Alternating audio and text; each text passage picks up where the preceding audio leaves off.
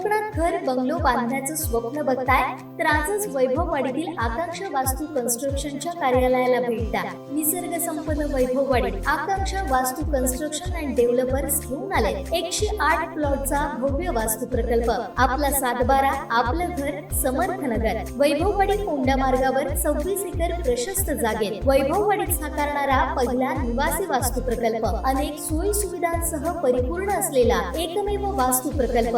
आपल्या सातबारावर नोंदवा तुमच्या हक्काचं घर, समर्थ नगर।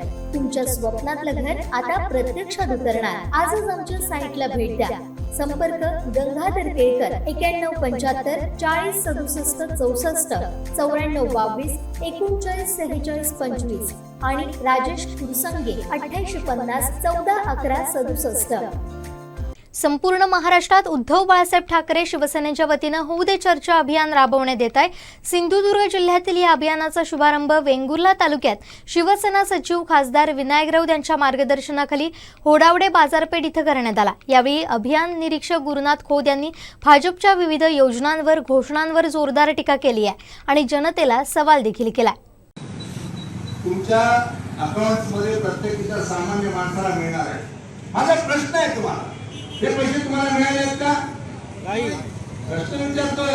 नाही मिळालेत का तुम्हाला? मिळाले नाही, कुणालाही मिळाले नाही। हा प्रश्न असा आहे की तुम्ही त्यावेळी दिलेलं आश्वासन सर्व जे तुमचे सहकारी पक्ष होते त्या पक्षाने तुम्हाला साथ दिली होती त्यावेळेला, कारण तुम्ही सामान्य माणसासाठी आवाज दिलेला होता। तुम्ही मंदाला घेऊन आलेत का? नाही घेऊन आले।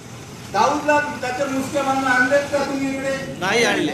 मग असे सगळे जे प्रश्न आहेत, हे प्रश्न त्यावेळेला त्या देशाचे पंतप्रधान म्हणून मोदी साहेबांनी आपल्याला दिले होते, वेगवेगळे सांगितले होते।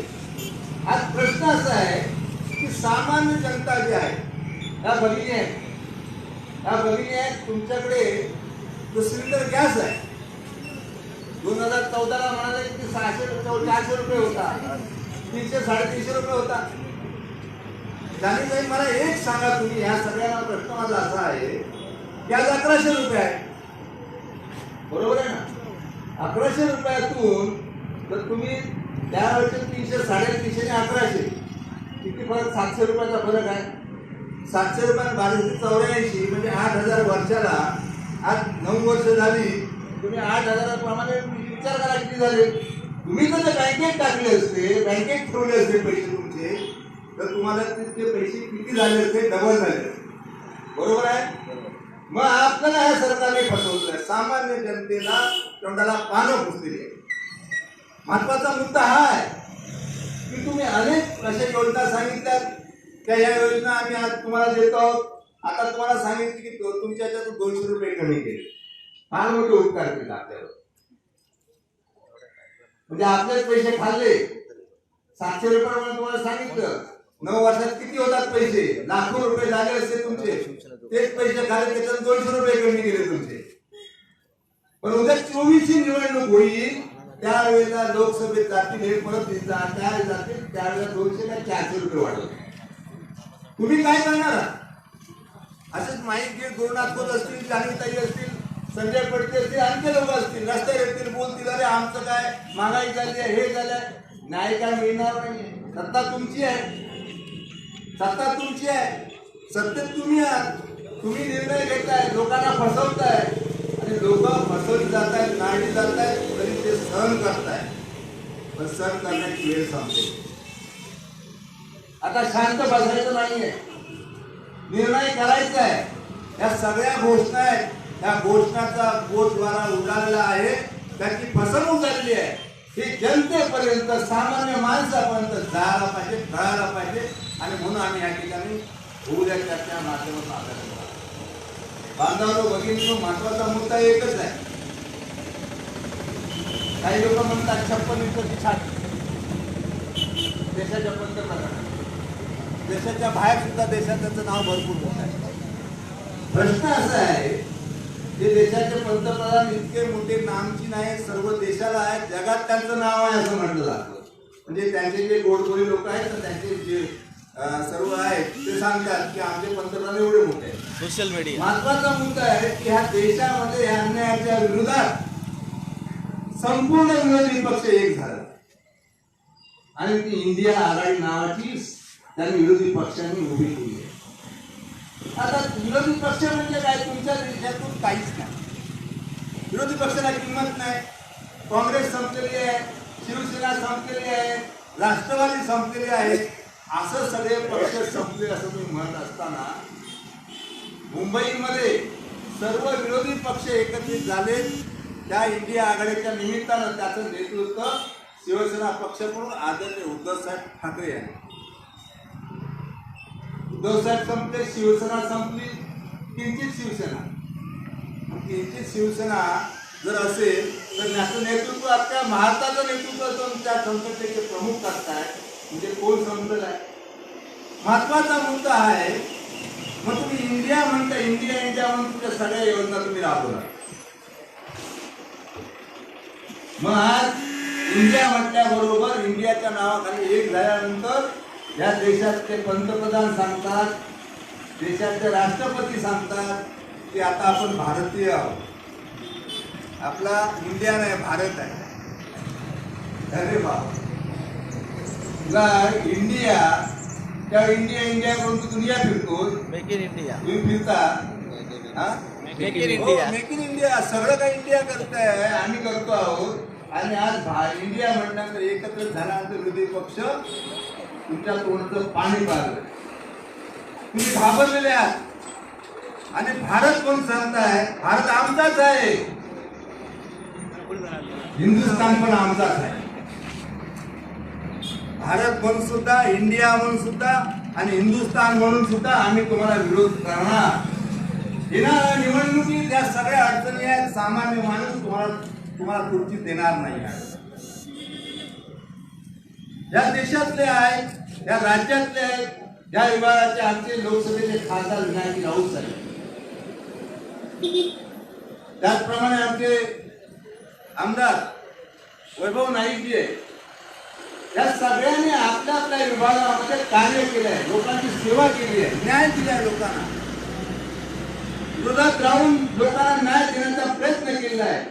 आणि बांधवांनो, तुम्ही सर्वची मंडळी या ठिकाणी आहात, सामान्य माणसा. तुम्ही कुठल्या पक्षाचे आहात ते मला माहिती आहे. तुम्ही शिवसेनेचे असाल, काँग्रेसचे असाल, आणखी कोणाचे असाल, पण तुम्हाला सगळ्यांना विवंचना एकाच परिस्थिती आहे की जी ज्या देशामध्ये ज्याप्रमाणे गरिबी वाढलेली आहे, डिझेलचे भाव वाढलेले आहेत, पेट्रोलचे भाव वाढलेले आहेत. आता म्हणजे डिझेल कमी होणार आहे, पेट्रोलचे रेट कमी होणार आहेत, पण लिहून द्या तुम्ही आम्हाला की हे आम्ही कायमस्वरूपी ठेवणार आहोत. असं होणार नाही. सामान्य माणूस ह्या गरिबीखाली, या सगळ्याखाली चिरडला गेला आहे. शेतकरी गरीब झालेला आहे, शेतकरी विवंचित आहे, चिंतेत आहे, त्याला न्याय मिळाला नाही, त्याला रोजगार मिळाला. रोजगाराच्या तुम्ही गोष्टी करत होता आता या ठिकाणी की रोजगार सगळ्या देशामध्ये अशी कायदा येतोय, त्या कायद्याने सर्व म्हणजे आउटसोर्स करायचं, कॉन्ट्रॅक्ट सिस्टम द्या. बांधवांना बदलून एक लक्षात ठेवा, तुमच्या मुलांना तुम्ही खस्ता खाता, मेहनत करता, काही करून तुमच्या मुलांना तुम्ही शिकवता. त्याला वेगवेगळ्या माध्यमातून तुम्ही शिकवता. त्यानंतर त्या मुलाला उद्या येणाऱ्या कॉन्ट्रॅक्ट सिस्टम मध्ये त्याला काम करावं लागणार. त्याला सांगणार 5 वर्षाचं कॉन्ट्रॅक्ट आमच्याबरोबर करतो. आता कसं होतं, 5 वर्षाचं कॉन्ट्रॅक्ट करणार, पण आम्ही नोकरीला मुलगा लागला की 58 वर्षी रिटायर होणार, 25-30 वर्ष काम करणार. ही भावना आपल्याकडे होती, पण आज ती भावना नाही आहे. बांधवांनो, पोलीस बांधव माझ्या या ठिकाणी आहेत, सगळ्यांना तुम्हाला माहिती आहे ही परिस्थिती वाईट येणार आहे. आज 60,000 पगार देतो, 70,000 पगार देतो कॉन्ट्रॅक्ट मध्ये, 5 वर्षाचं कॉन्ट्रॅक्ट, 5 वर्ष संपली की त्याला सांगायचं, अरे बाबा रे, आता माझ्या कंपनीत चालत नाहीये, मी 60,000 काय तुला देऊ शकत नाही, तू 50,000 काम करणार माझ्याकडे का? त्या विद्यार्थी अर्धा आयुष्य 5 वर्ष फुकट गेली. ठीक आहे, तो 50,000 काम करायला तयार आहे. पुढच्या 5 वर्षानंतर काय?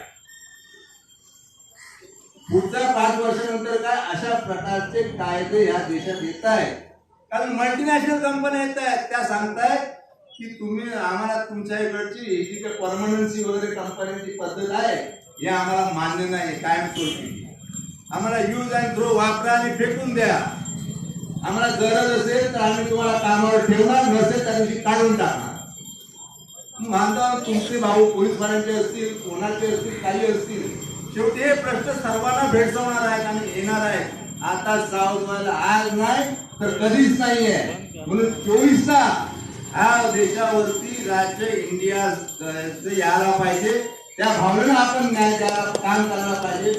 म्हणून आज होऊ द्या चर्चा उद्धव साहेबांच्या संकल्पनेतून आम्ही या ठिकाणी आलो आहोत आणि तुम्हाला सगळ्यांना वेगवेगळे प्रश्न माझ्या तालुका प्रमाणे तुम्हाला वाचून दाखवले. ते सगळे प्रश्न जे आहेत ते प्रश्न आपण सामान्य माणसापर्यंत पोहोचवायला पाहिजे, त्यांना सांगायला पाहिजे की बांधवांनो भगिनींनो याचा विचार करा, नाहीतर काय होईल.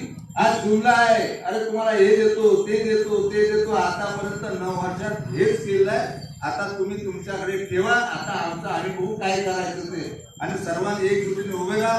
जय हिंद, जय महाराष्ट्र. आमचे दिवसभरातले सर्व अपडेट्स, ताज्या घडामोडी आणि थेट लाईव्ह पाहण्यासाठी सबस्क्राईब करा, लाईक करा कोकणचं नंबर 1 महा चॅनल कोकण 7 लाईव्हचं YouTube चॅनल.